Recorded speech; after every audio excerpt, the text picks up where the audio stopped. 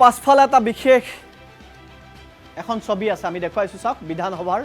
আজিৰ অন্তিমখন অধিৱেশনৰ আজিটো অন্তিম দিন হে অন্তিম দিনৰ এটা বিশেষ দৃশ্যাংশ আমি এই মুহূৰ্তত দেখুৱাইছো বিধানসভাত আবেগ ভৰা আজি এটা ক্ষণ দেখিবলৈ পোৱা গ'ল সাংবাদিকসকল ইয়াৰ সাক্ষী হ'ল বহু বিধায়ক ইয়াৰ সাক্ষী হ'ল কাৰণটো এটোৱে যে এইখনেই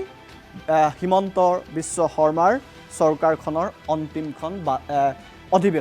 অধিৱেশনৰ তাকো আজি শেষৰটো দিন আকৌ এখন নতুন চৰকাৰ হ'ব নতুন বিধায়কসকল আহিব নতুন মন্ত্ৰী আহিব আৰু সেই মন্ত্ৰীসকলে বিধানসভাত অংশগ্ৰহণ কৰিব আৰু যিসকলে এতিয়া 5টা বছৰে বিধানসভাত কটালে বা 5টা সময়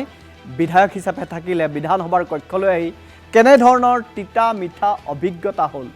এই সম্পৰ্কত কেবাজনো বিধায়কে আমাৰ সাংবাদিকৰ আগত মন্তব্য কৰিছে তিক্ত অভিজ্ঞতাৰ কথা কৈছে কেনে ধৰণে 5টা বছৰ অতিবাহিত কৰিলে এই কথা কৈছে আমি পৰ্যায়ক্ৰমে দেখুৱাই ল'ব বিচাৰিছো প্ৰথমে আমি প্ৰিয়ংকাৰ এটা মন্তব্য প্ৰতিবেদন আমি দেখুৱাই ল'ব বিচাৰিছো য'ত আপোনালোকে এটা সমষ্টিৰ হৈ প্ৰাৰ্থিত্ব প্ৰতিদ্বন্দ্বিতা কৰিলে তেওঁলোকৰ হৈ নেতৃত্ব ল'লে গতিকে আজি শেষৰটো দিন গতিকে এই মুহূৰ্তটো কেনে ধৰণৰ প্ৰথম কথা 5টা বছৰত বহমপুৰ সমষ্টিৰ দৰে এটা গুৰুত্বপূৰ্ণ সমষ্টি মধ্য অসমৰ ৰাইজে মোক প্ৰতিনিধি হিচাপে পঠাইছিলে তাক মই প্ৰতিনিধিত্ব কৰিব পোৱাৰ কাৰণে মই বহমপুৰ সমষ্টিবাসী ৰাইজক ধন্যবাদ জ্ঞাপন কৰিছোঁ আৰু বিধানসভাত যোৱা 5টা বছৰত বহু কথা শিকিলোঁ ৰাইজক সহায় কৰাৰ সুবিধা পালোঁ বহুখিনি সুবিধা কৰিলোঁ বহুখিনি ৰাইজৰ কাম যোৱা 5টা বছৰত কৰিব পাৰিলোঁ আৰু বিধানসভাখনে অসমৰ উন্নয়নৰ কাৰণে আমি বহুত নতুন শিকিছিলোঁ এই 5টা বছৰত আমি বহুত কিছু নতুন পালোঁ নতুন বিধানসভাৰ বিল্ডিং পালোঁ আমি নতুন বিধানসভাৰ বিল্ডিং পালোঁ বিধানসভাত আমি কেইবাটাও ইভেন আমি স্পীকাৰ্ছৰ গোটেই গ্ল'বেল কনফাৰেন্সো আমি বিধানসভাত পালোঁ আৰু এই বিধানসভাখনে আমাক বহুত শিকালে আৰু সেইকাৰণে মই ভাবোঁ আমি অত্যন্ত ভাগ্যৱান যে যোৱা 5টা বছৰে যিখন বিধানসভা আমি পাইছিলোঁ আমি খুব সুন্দৰ বিধানসভা পাইছিলোঁ আগন্তুক দিনত কিমান দূৰ আশাবাদী কিমান কনফিডেন্ট যে আকৌ পুনৰবাৰ এই স্থানত আহি ৰাইজৰ সেৱা কৰাৰ সুবিধা দলে দিব আৰু আপোনাক জনতাই দিব চাওক দলে যদি দিয়ে ডেফিনেটলি দল আৰু জনতাই দিব লাগিব দল আৰু জনতাই যদি দিয়ে ডেফিনেটলি প্ৰতিনিধিত্ব কৰাৰ আশা কৰিম আৰু কামো কৰিবলৈ চেষ্টা কৰিম যিহেতু এগৰাকী জ্যেষ্ঠ বিধায়কৰ ক্ষেত্ৰত হয়তো আপুনি এগৰাকী জ্যেষ্ঠ বিধায়কেই হয় গতিকে তেনে ক্ষেত্ৰত সদায় বিধায়ক হৈ থকাৰে মন নে মন্ত্ৰিত্বৰ লাভৰ যে এইবাৰ যদি বিধায়ক হৈ আহোঁ নেক্সট আমি কাৰণ সপোন সদায় বাঢ়ি থাকে মানুহৰ গতিকে তেনেধৰণে আপুনি কি ভাবে চাওক মোৰ সপোন চিম্পল যে ৰাইজৰ সেৱা কৰিব লাগে দলে যি দায়িত্ব দিয়ে সেই দায়িত্বকে পালন কৰিব আছে আপুনি confident I am confident definitely যদি দলে দিয়ে আৰু আমাৰ খুব ভাৰতীয় জনতা পাৰ্টি আজিৰ ডেটত খুব ভাল চলি আছে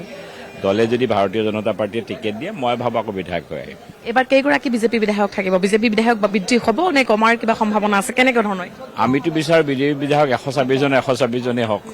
কিছুমান সমষ্টিত আপোনালোকে নিজেও এৰি দিয়ে যে এইকেইটা সমষ্টি আমি নাপাওঁ বা আমাক তেওঁলোকে এবাৰ ভাল হ'ব এবাৰ 100+ হ'ব বিজেপি 100+ হ'ব সম্পূৰ্ণ 5টা বছৰৰ কেইবাগৰাকীও বিধায়কৰ মন্তব্য আহিছে আমি আকৌ কৈছোঁ যে আজি বিধানসভাৰ শেষৰটো দিন আৰু ইয়াৰ পাছত বহু বিধায়ক বিধানসভালৈ আহিব নোৱাৰিব কাৰণ বহু বিধায়কে হয়তো টিকট নাপাব বহুত বিধায়কে নিজিকিব গতিকে শেষৰটো দিনত এইদৰে এটা বিশেষ দৃশ্যাংশ আমি দেখুৱাইছোঁ চাওক এখন খুব সুন্দৰ আলোকচিত্ৰ প্ৰত্যেকজন বিধায়ককে এনেধৰণে বিধানসভাৰ এটা ৰূপৰ প্ৰতীক প্ৰত্যেকজন বিধায়কলৈ এইদৰে বিধানসভাৰ অধ্যক্ষগৰাকীয়ে দিছে আৰু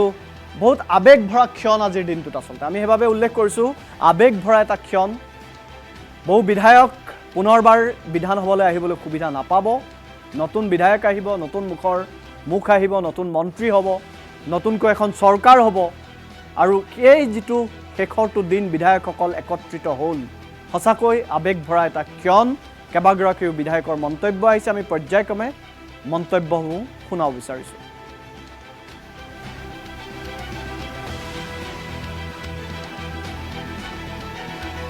দল হিচাপে বা বিজেপি হিচাপে বিধায়ক হিচাপে আমি থাকিম কিন্তু ইয়াত যিসকল আমাৰ সতীৰ্থ বিধায়ক আছিল BJP AGP Congress AIDF CPM কিন্তু আমি একোজন সদস্য পবিত্ৰ বিধানসভা এই চেগতে প্ৰত্যেকজন বিধায়কলৈকে আন্তৰিক শুভেচ্ছা থাকিল আৰু 5টা বছৰে আমি সুন্দৰকৈ তেখেতসকলৰ লগত এক